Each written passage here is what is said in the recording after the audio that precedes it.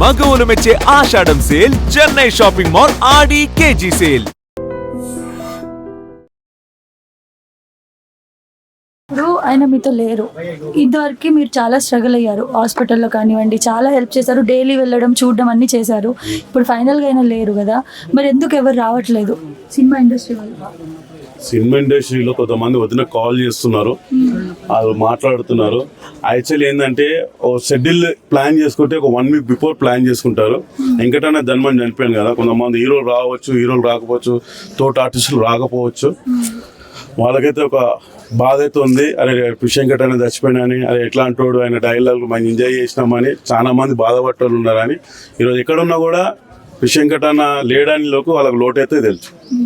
ఇప్పుడు మీకు సంబంధించిన ఏమైనా మెమరీస్ షేర్ చేసుకుంటారా? నార్మల్గా ఆయన చూసుకొని మేము ఇండస్ట్రీకి ముందుకు వెళ్ళాము. అట్లా నర్సింగ్ యాదవ్ని చూసి మాకు అంత నర్సింగ్ యాదవ్ అంత దగ్గర కాదని వెంకట్ మేము ఒకటే బస్సులో ఉండేటోళ్ళము. వెంకట్ అన్నని చూసుకొని మేము ఇండస్ట్రీని అందులో గబ్బర్ సింగ్ టీము అందరు కలిసి కూడా ఈరోజు అవకాశాలు వస్తున్నాయంటే ఒక నర్సింగ్ యాదవ్, ఒక వెంకట్ ఆ గొంతు లాంటి డైలాగులు మాకు కూడా చెప్తే మాకు కూడా ఒక 10 సినిమాల అవకాశాలు వస్తున్నాయి. అదే అదే నాకు ఇక్కడ బోడుపోలినప్పుడే మాట్లాడాడు. బోడుపోలినప్పుడు ఏం సాయి తిన్నావా అన్నాడు. అంత బెడ్లో ఉన్నా కూడా అది వచ్చే కళ్ళలోకి నీళ్ళు తిరిగినాయి మాకు. తర్వాత మొన్న వెళ్తే మాట్లాడే పరిస్థితులు లేడు. డాక్టర్ని అడిగితే బ్రెయిన్కి పసకలు కొట్టేసినాయి, అసలు మాట్లాడితే ఆఖరి కూడా ఇట్లా కళ్ళు ఇట్లా చూస్తూ ఉన్నాడు అని. అప్పటికే మాకు గ్యారంటీ లేకుండే, ఇక తెల్లారే మాకు ఈ న్యూస్ వచ్చింది. మేము వచ్చినప్పుడు బాగానే ఉంది కదండి, అంత క్యూర్ అయ్యారని డాక్టర్తో కూడా మాట్లాడినప్పుడు చెప్పారు. బోడుపల్లి అనుకుంటా మీరు ఈ హాస్పిటల్ వచ్చినాక రాలేదు.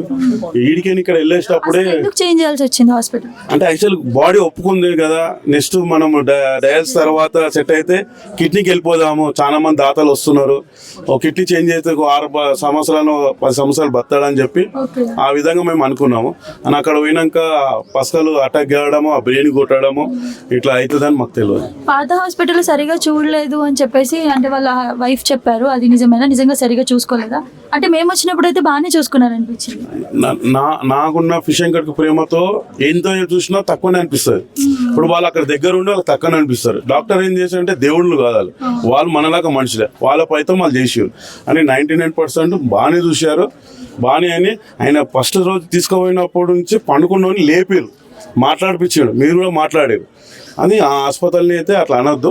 అలాగన్నా ఏమైనా ప్రేమ ఎక్కువ ఉన్నప్పుడు ఏమైనా ఎవరు వచ్చి కాపాడతారో, ఎవరు వచ్చి బయట మా వెంకటం బాగా చేస్తారని ఆ విధంగా మా వద్ద అనొచ్చు. హాస్పిటల్ చేంజ్ చేయడమే ఇదంతా కారణం ఇప్పుడు ఇలా అవ్వడానికి అంటున్నారు. అసలు హాస్పిటల్ చేంజ్ చేయాలన్న డిసిజన్ ఎవరిది? హాస్పిటల్ డిసిజన్ అదే చెప్తున్నాను మేడం. ఇప్పుడు ఆయన లేచిండు కదా, నెక్స్ట్ కిడ్నీకి వెళ్ళిపోదాం అంటే కిడ్నీకి అక్కడ చేంజ్ చేసి అంత పెద్ద హాస్పిటల్ కాదు, ఈ కిడ్నీ చేంజ్ చేపిస్తామని ఇంకో పెద్ద హాస్పిటల్. అంతకుముందు ఆ హాస్పిటల్ పోయినప్పుడు మా అన్న కాలు మంచిగా చేసి పంపించారు. ఆ నమ్మకంతోనే అక్కడ కూడా ఫ్రీ ట్రీట్మెంట్ అన్నది. బయటనేమో ప్రతి ఒక్కరు గూగుల్ పే రూపాయి 10 రూపాయలు 50 రూపాయలు ఇస్తున్నారు. ఆ ప్రభాస్ గారు ఇయ్యక ముందుకే 50 లక్షలు ఇచ్చినాను అన్నాను. అలాగా దాతలు అందరూ ఆయన అనగానే అందరు బంద్ అయిపోయినారు. అలా భయం పడి ఏంటంటే అక్కడ ఫ్రీ ట్రీట్మెంట్ ఉన్నది కదా, ఇక్కడ డైలీ 1 లక్ష రూపాయలు అడుగుతున్నారు. ఆ ట్రీట్మెంట్ వల్ల నాన్న అక్కడ కూడా మంచిగా అయిందండి. ఆ భరోసా మీద మా వెంకటన్న బిడ్డ ఆయన డిసిషన్ తీసుకొని వెళ్ళారు అన్నారు. పవన్ కళ్యాణ్ మీరు ఇంతమంది ఛానల్, ఇంతమంది వేల మీద ఛానల్ పవన్ కళ్యాణ్ దాకా 100% వెళ్ళింది. అన్న వాళ్ళ మమ్మీ కూడా బాగాలేదు, పవన్ కళ్యాణ్ వాళ్ళ మమ్మీ బాగాలేక ఆడలేక అక్కడ మేనేజర్కి మేము కాల్ చేశాము. ఇలా అన్న లేడని లోటైతే మాకు ఎరక. వెంకట్ అన్న ఆయన డైలాగ్ పవన్ కళ్యాణ్ బాగా ఎంజాయ్ చేస్తుండే, అది మా కళ్ళతో చూసాము. పవన్ కళ్యాణ్ సార్ ఎప్పుడు మర్చిపోడు, ఆయన కూడా బాధపడతాడు. మా ఛానల్ తరఫు నుంచి 2 lakhs రీసెంట్గా అంటే హాస్పిటల్ మంచిగా ఉన్నప్పుడు నాకేమో సాయం చేయమంటే మీ అకౌంట్ నెంబర్ పంపించానని వీళ్ళు కూడా తెలియదు. వాళ్ళ అకౌంట్లో కొడితే పవన్ కళ్యాణ్ సార్ 2 లక్షలు పడ్డాయని చెప్పి చాలా ఛానల్ కూడా మా వెంకటన్న చెప్పిండు. 2 లక్షలు కాదు 20 లక్షలు కూడా వేయగలుగుతారు అని. అలా ఉన్న వాళ్ళ మమ్మీ బాగాలేదు, ఆ బాధలు ఉన్నారు. వాళ్ళ మమ్మీ 100 ఏళ్ళు బతకాలి. మా వెంకటన్న వాళ్ళ మిషన్ తీసుకెళ్ళి మా ఉద్యమం తీసుకొని పవన్ కళ్యాణ్ గారు తీసుకెళ్ళి ఏమైనా వెళ్ళిపోయి మేము గబ్బర్ సింగ్ టీం అడుగుతాం. సో అన్న ఆర్థిక పరిస్థితి ఎలా ఉంది ఫ్యామిలీది? అన్న చేస్తేనే ఫ్యామిలీకి మనీ అని తెలుస్తుంది కదా, ఇప్పుడు అన్న లేడు, వాళ్ళ ఆర్థిక పరిస్థితి ఎలా ఉంటుంది? మీకు ఒక ఉండొచ్చు బ్రదర్, ఏమని వాళ్ళ ఇంట్లో 3 2 కొడుకులు ఉన్నారు కదా, ఆ కొడుకుల ధైర్యం కూడా మా ఫిషింగ్ కట్టడానికి లేదు. ఓ పాప పెళ్లి కష్టపడి చేసిండు. ఒక ఇల్లు రీసెంట్ లా సిఆర్ అని హెల్ప్ చేస్తే ఒక ఇల్లు ఉన్నాడు. ఆ ఇల్లు కూడా ఇప్పుడు లాస్ట్ కు ఆ ప్రభాస్ గారు ఎప్పుడు వచ్చినా దాతలందరూ బంద్ అయింది. 5 లక్షలు గిరి పెట్టి ఆ ఆసుపత్రులకి బయట చేసి ఇప్పుడు కార్యక్రమాలు చేస్తున్నారు వాళ్ళు ఇప్పటిదాకా. అన్న ఫిష్ వెంకట్ అన్నతో మీకు ఎలాంటి అనుబంధం ఉండేది? అసలు మీకు ఎప్పుడు ఈ న్యూస్ తెలిసింది? ఫిష్ వెంకట్ అన్నతో అనుబంధం అంటే ఇప్పుడు కాదు, నాది 2000 నుంచే మనకు ఉన్నది. ఎందుకంటే అన్న వాళ్ళు అప్పుడు సినిమాలు పెద్ద మంచి వేషాలు చేసాము, నేను చిన్న చిన్న వేషాలు బ్యాక్గ్రౌండ్ అట్లా ఉంటూ ఉండేవాడిని. కానీ ఎప్పుడైతే ఆది సినిమా వచ్చిందో వివి వినాయక్ గారి సినిమాలో, అందులో మేము ఫ్రెండ్స్ క్యారెక్టర్లో ఉండే, అన్న వాళ్ళేమో అన్నల క్యారెక్టర్ వేశారు. అప్పటి నుంచి మాకు బాగా క్లోజ్. అప్పుడు ఆదిలో ఉన్న షూటింగు, అక్కడి నుంచి ఆది, తర్వాత చెన్నకేశ్వర రెడ్డి, బన్నీ, తర్వాత అన్ని వివి వినాయక్ గారి సినిమా, దిల్లు, అన్ని సినిమాల్లో చేసాం అన్నతో కలిసి. కొన్నిసార్లు ఏమైనా సినిమా మిస్ అవుతుందంటే కూడా అన్న ఏ సినిమా చేస్తుంటే ఆ లొకేషన్ పిలిపించి కోఆర్డినేటర్కి చెప్పి వాళ్ళకి చెప్పి మాకు మళ్ళీ వేషాలు కూడా ఇప్పించిన రోజులు ఉన్నాయి. అంటే నిజంగా బాగా టాలెంట్ ఉండి కష్టపడుతున్నంటే వాళ్ళకి ఖచ్చితంగా హెల్ప్ చేసే నేచర్ మన ఫిష్ వెంకట్ అన్నది. సో అట్లా అన్నదమ్ములా ఉంటుంది. మేము ఎప్పుడైనా అవుట్డోర్ ఏదైనా షూటింగ్ మేము వెళ్తే మాకు వేరే రూమ్లు ఇచ్చినా కానీ పిలుచుకొని ఆయన రూమ్ పెట్టుకొని మాకు ఆయన క్యారేజ్ ఇచ్చి అంత బాగా చూసుకుంటాడు.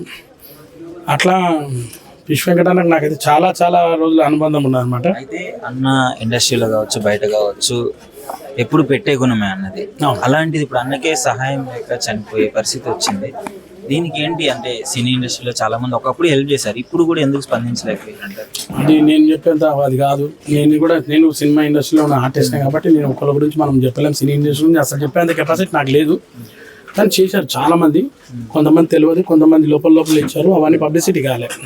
కొంతమంది ఎట్లా అంటే టీవీలో కనబడాలని, యూట్యూబ్లో కనబడాలని ఇచ్చిన వాళ్ళు లేరు. ఒక పెద్ద టాప్ హీరో కూడా, టాప్ అంటే టాప్, అంత పెద్ద హీరో లాస్ట్ టైం మస్తు పైసలు ఇచ్చాడు. ఇంకోటండి, ఇప్పుడు చాలా మంది రావాలి కదా, మరి ఇండస్ట్రీ నుంచి ఎవరు రాలేదు. ఇన్ని సినిమాలు చేసిన తర్వాత కూడా ఇప్పటికీ అసలు ఒక్కరు కూడా చూడడానికి రాలేదు. ఎందుకు వస్తుండొచ్చు, చూద్దాం. ఎందుకంటే ఒకవేళ చూడాలి, ఎందుకంటే ఇది చాలా లాంగ్ ఉంటుంది మన ఇండస్ట్రీకి. ఇది మేము ఉన్న ప్లేస్ ఇది ఏమైనా ఏరియా ఇది అడ్డగుట్ట. చాలా మందికి ప్లేస్ కూడా తెలియదు. ఇదే ఒకవేళ ఏ జూబ్లీస్ ఏదో ఉంటే అందరూ అడిగి వచ్చేవాళ్ళు.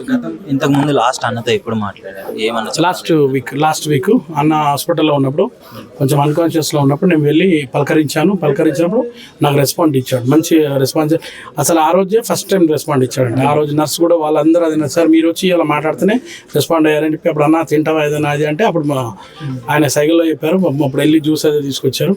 చాలాసేపు టైం స్పెండ్ చేశాను. నాకు తెలిసి ఒక 15 minutes వరకు ఆయన తోటి ఉన్నాను ఆ రోజు లాస్ట్ వీక్. నేను అనుకున్నా మంచి ఆ హాస్పిటల్లో మంచిగా అవుతాడు అనుకున్నా. ఇక్కడ మన బోడుపల్లో అక్కడ మంచిగా అయ్యండి చాలా. నిజంగా ప్రస్తుతం ఉన్నటువంటి సమాజం దేనికి ప్రయారిటీ ఇస్తుంది? ఆర్థిక సంబంధాల చుట్టూ మాత్రమే తిరుగుతుంది. మళ్ళీ ఎన్నికలంగానే చాలా విరక్తి కలుగుతాను.